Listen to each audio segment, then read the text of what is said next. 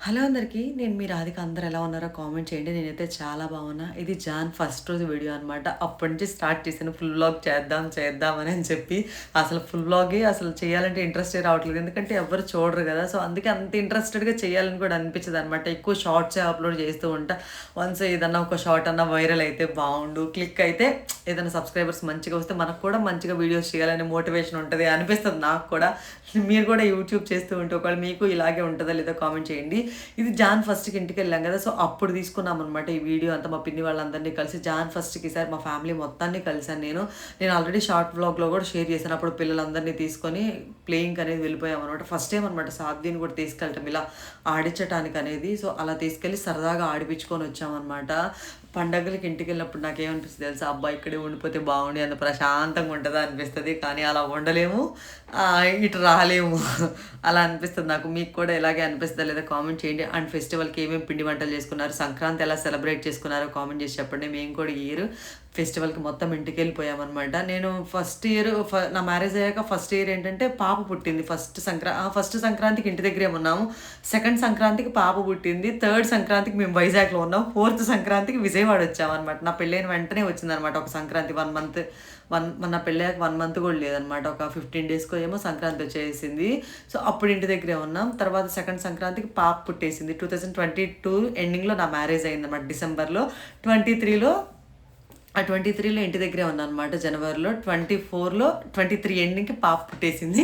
24 జనవరికి ఇంటి దగ్గరే ఉన్నాను నేను గూడా.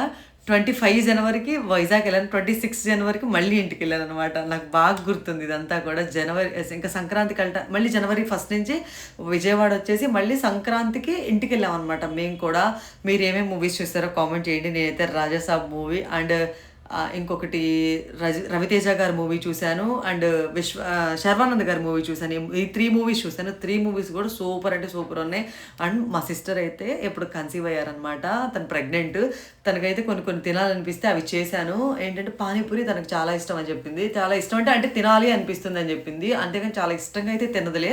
తినాలనిపిస్తుంటే సర్లే అని చెప్పి పానీపూరి చేశాను అనమాట. చాలా బాగా బయట ఎలా వస్తదో అలా కుదిరింది. కానీ నా దగ్గర ఎలాంటి పౌడర్లు కూడా కనీసం పానీపూరి వాటర్ మిక్స్ చేసే పౌడర్ కూడా లేదు. ఇంట్లో ఉన్న వాటితోటి చేస్తే బాగా వచ్చింది. అందరం కలిస్తే ఖచ్చితంగా వెళ్ళాల్సిందే.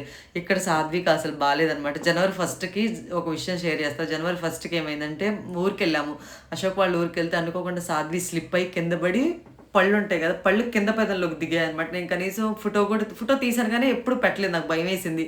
అలా పళ్ళు దిగిపోయాయనమాట కిందకి. అప్పుడు బ్లడొచ్చేసింది. ఇదేంట్రా బాబు! న్యూ ఇయర్ రోజు ఇలా జరిగింది అనిపించింది. మిగతాదంతా జరిగిపోయింది. మళ్ళీ సంక్రాంతికి సేమ్ సిట్యుయేషన్. 3 డేస్ భోగి పళ్ళు మంచిగా చేద్దాం అనుకున్న. షార్ట్ వీడియోలో అప్‌లోడ్ చేశాను భోగి పళ్ళు కూడా. మంచిగా చేసుకుందాము అనుకునే టైంకి సాధ్వికి అనుకోకుండా 3 డేస్ కంటిన్యూయస్‌గా ఫీవర్ వస్తూనే ఉంది. నా దగ్గర హై ఫీవర్ మెడిసిన్ కూడా ఉంది. కానీ నేను వేయలేదు. సర్లే తగ్గిద్దిలే నేను వేయలేదనమాట. హాస్పిటల్‌కెళ్ళాక 3 డేస్ నుంచి వస్తుంది కదా! అని బ్లడ్ టెస్ట్ చేశారు.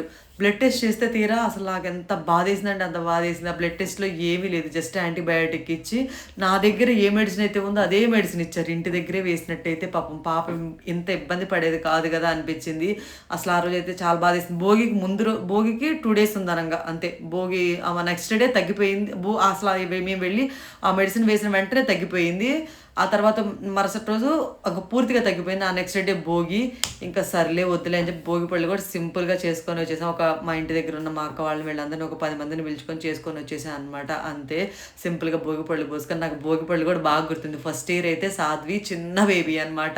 మా 1 మంత్ కూడా కంప్లీట్ అవ్వలేదు. సెకండ్ ఇయర్ వచ్చేసి వైజాగ్‌లో ఉన్నాం. థర్డ్ ఇయర్ వచ్చేసి ఇప్పుడు ఇలా చేసుకుంటున్నాం అనమాట. నా వీడియో నచ్చితే like, share, subscribe to my channel.